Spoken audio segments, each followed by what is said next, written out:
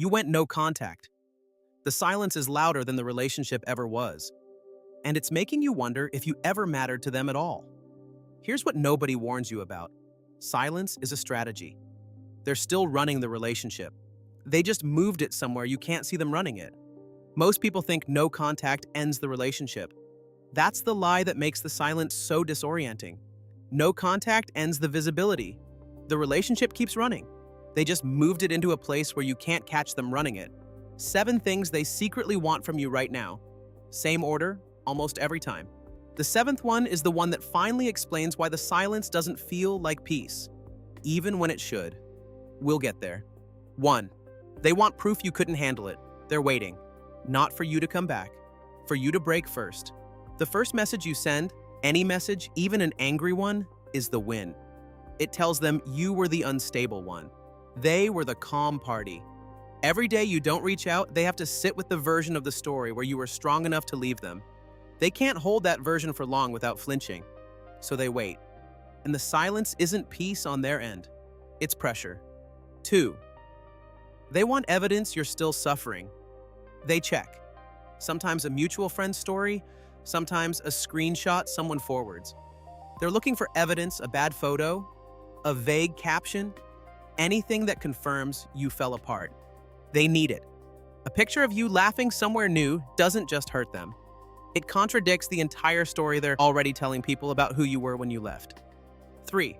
They want to own the story before you can tell it. While you're protecting your peace, they're already on the phone. Mutual friends, family. Sometimes the next person before the next person realizes they're next. The narrative gets set before you know there's a narrative being set. You were unstable, too much, too sensitive.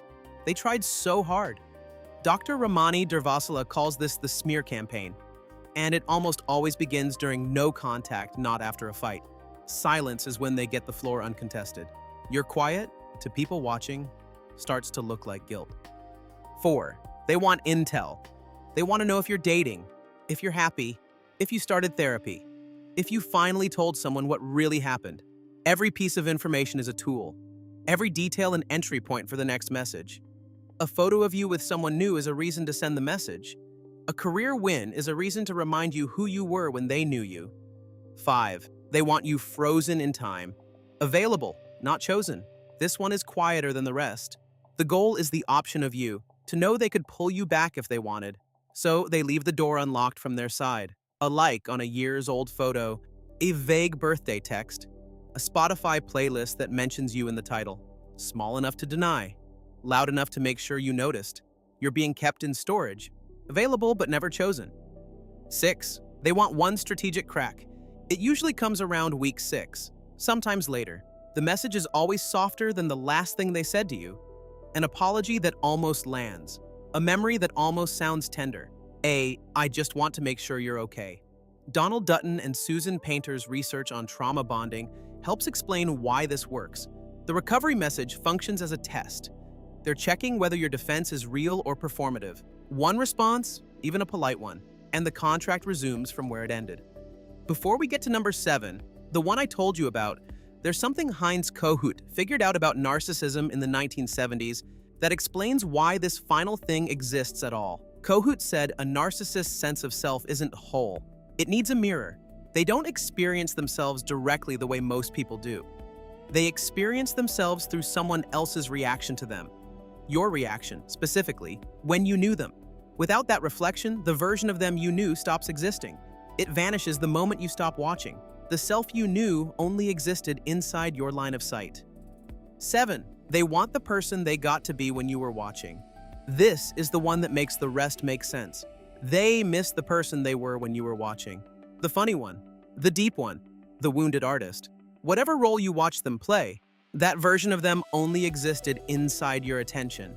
Without you, the person they were with you doesn't exist anywhere. That's why the next person will look strangely like you.